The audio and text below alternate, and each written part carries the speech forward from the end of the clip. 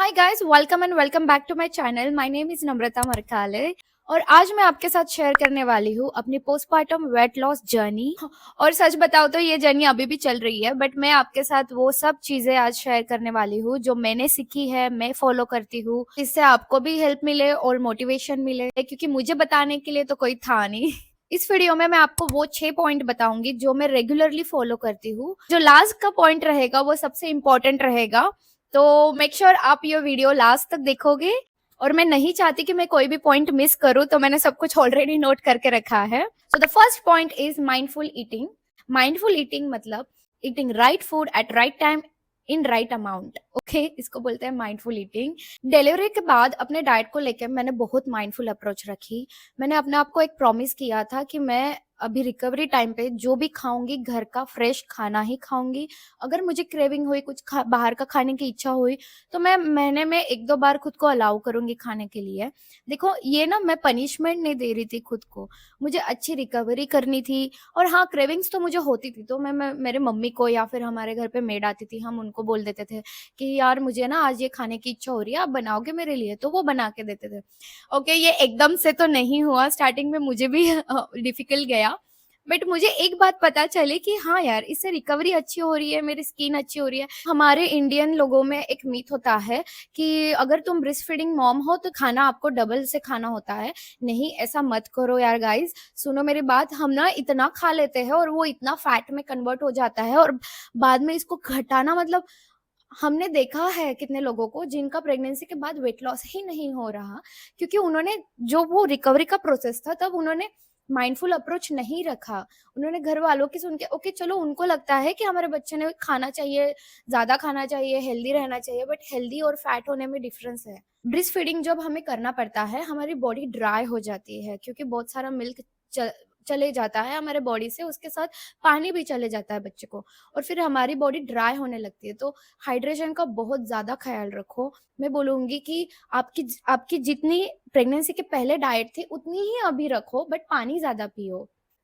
अब आएगा सबसे इम्पोर्टेंट, और हमारे इंडियंस में इसको तो मतलब पानी जैसा पिया जाता है आफ्टर डिलीवरी, ऐसे ऐसे मान लो, वो है घी। सेकंड टॉपिक रहेगा हमारा घी पे। घी खाना है, घी अच्छा होता है हमारे लिए, बट दिन में 2 चम्मच 3 चम्मच बहुत ज्यादा हो गया। 2 चम्मच 3 चम्मच आप ले लो ना यार। बट पता है न्यू मॉम्स को कितना घी खिलाया जाता है, उसके वजह से वो फैट में जाके स्टोर होता है और वो कभी घटता नहीं है। जो न्यू मॉम है वो पागल हो जाती है घटाते घटाते, पर वेट कम हो रहा है, बट ये नहीं जा रहे, ये फैट्स नहीं जा रही। मेरा भी है, स्टोर है, जा नहीं रहा, क्योंकि मैंने तब ध्यान नहीं दिया। बट जब मुझे अकल आई, जब मुझे डॉक्टर ने बोला, तब से मैं सब माइंडफुली खाने लगी।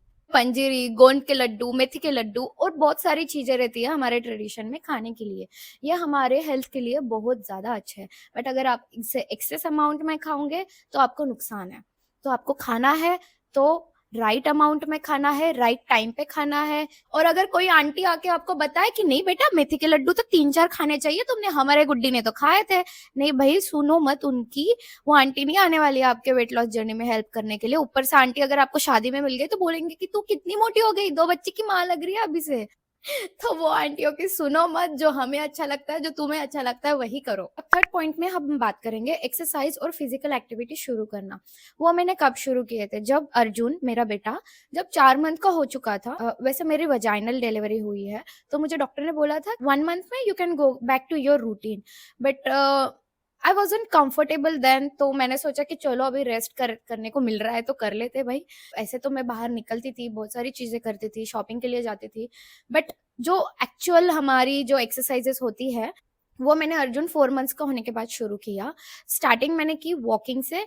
मैं रोज वॉक करती थी अर्जुन को लेके, या फिर अकेले चली जाती थी। जब मैं अकेले चली जाती थी तो मैं 5-6 किलोमीटर वॉक कर लेती थी। ऐसे धीरे धीरे स्टार्ट करके फिर 10,000 स्टेप्स तो मैं कंप्लीट करती ही करती थी। I live in the Netherlands, जहाँ पे हमारे पास गाड़ी नहीं है, साइकिल है। साइकिल से तो मैं उसको लेके जा नहीं सकती, तो कहीं भी जाना हो तो हमें पैदल ही जाना होता है। तो फिर मैं ऐसे आराम से 5-6 किलोमीटर उसको लेके घूमती थी। फिर मैंने रनिंग स्टार्ट किया। वीक में 4 बार तो मैं रनिंग के लिए जाती ही जाती थी। When Arjun turned 1 year old, तब मैंने एक्सरसाइज करना शुरू किया। होम वर्कआउट मैं करती थी। स्लो स्टार्ट करो बट कंसिस्टेंट रहो, क्योंकि ये एक ही चीज़ है जो आपको वेट लॉस में हेल्प करेंगी। वीक में 4 दिन तो एक्सरसाइज़ करो ही करो। अगर नहीं हो रहा है, तो फिर बेटे को लेके कुछ एक्टिविटीज़ करो घर में, जिसमें आपका वेट ट्रेनिंग भी हो जाएगा। और जो ब्रेस्ट फीडिंग मॉम होती है, उनकी ऑलरेडी ब्रेस्ट फीडिंग से कैलोरीज़ बर्न हो जाती है, तो उनके लिए तो थोड़ी भी एक्सरसाइज़ ऐड कर ली अपने रूटीन में, तो बहुत बेनिफिशियल है। The fourth topic is healthy cooking and protein rich diet. Healthy cooking में हमें क्या करना है? अगर आपके पास मेड है तो उनको पहले से ही बता के रखो कि देखो खाने में इतना ही ऑयल जाने वाला है और इतने ही ऑयल में आज का सबका खाना बनेगा।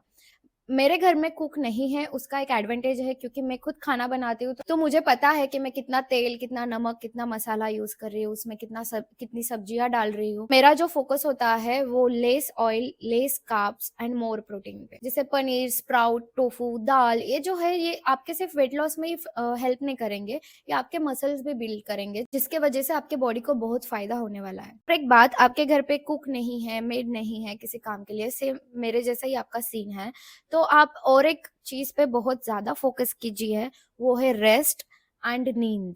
और अगर हार्मोन इम्बैलेंस हुआ, तो उसके वजह से हमारा वेट लॉस बहुत स्लो हो जाता है। तो इसके वजह से नींद एंड रेस्ट बहुत इम्पोर्टेंट है, वो आपको लेना है।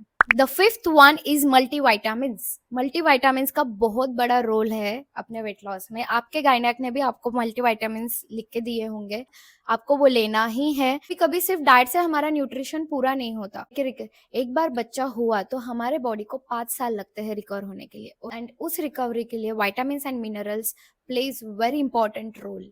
बट हमेशा हमारे डॉक्टर से कंसल्ट करके ही लेना चाहिए। The last and the most important topic is diastasis recti and mummy पूछ। ये क्या होता है? डायस्टेसिस रेक्टी तो मुझे भी नहीं पता था, और बहुत सर्च के बाद मुझे पता चला कि मेरा वेट लॉस तो हो रहा है बट मेरा टमी नहीं जा रहा। जब मैं अपने वेट लॉस जर्नी पे थी, अभी भी हूँ, तो मुझे ये बात पता ही नहीं थी। मैं अपना मस्त क्रंचेस करूंगी, डंबल्स ऐसे ही उठाऊंगी, एक्सरसाइज करूंगी, मेरा वेट लॉस तो हुआ बट मेरा टमी कम नहीं हो रहा था। मुझे लगता था कि ठीक है ये अभी जाएगा, बाद में जाएगा, बट मुझे डायस्टेसिस रेक्टी के बारे में कुछ भी नहीं पता था। जो हमारे जो एप्स होते हैं उसके बीच में गैप बन जाता है, ऐसे खुल जाता है, उसके वजह से मम्मी पोच बनता है और वो हैंग होने लगता है। जब मुझे पता चला तो मैंने उस पे फोकस किया, उस पे काम किया, और वो अभी धीरे धीरे कम होने लगा है। वो कम करने के लिए नॉर्मल क्रंचेस करने की जगह है उसके हीलिंग एक्सरसाइजेस करना जरूरी है। मैंने अपने यूट्यूब शॉर्ट्स में एक्सरसाइजेस डाली है जो मैं फॉलो करती हूँ, आप जाके चेक कर सकते हो, या फिर मेरे इंस्टाग्राम पे आप वीडियोस चेक कर सकते हो। मैं एवरी फ्राइडे अपने फिटनेस जर्नी शेयर करती हूँ, अपने एक्सरसाइजेस शेयर करती हूँ। वेट लॉस करना बहुत ईजी है। आप 2 दिन खाना मत खाओ या फिर आप बीमार पड़े, आपका वेट लॉस हो गया, बट हमें वो वेट लॉस नहीं चाहिए।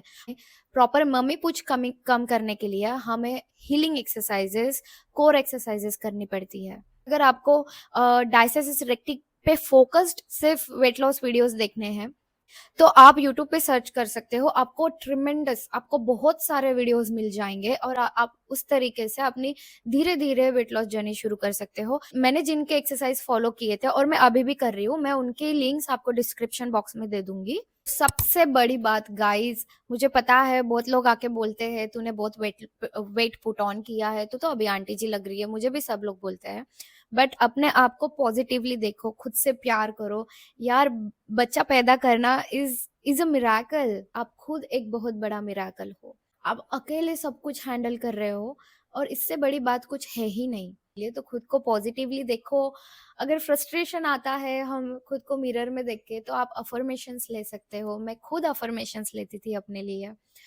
The key to the weight loss is only consistency. आपको जब भी टाइम मिलेगा तब एक्सरसाइज करो, बच्चा नैप कर रहा है तब एक्सरसाइज करो, अपने बच्चे को इन्वॉल्व करो अपनी एक्सरसाइजेस में, वो भी एंजॉय करते हैं। मेरा बेटा खुद मेरे साथ एक्सरसाइज करता है, तो इट्स फन, मेडिटेशन करो, कुछ अच्छा सुनो, आपको जो भी भगवान पसंद है उसका जाप करो।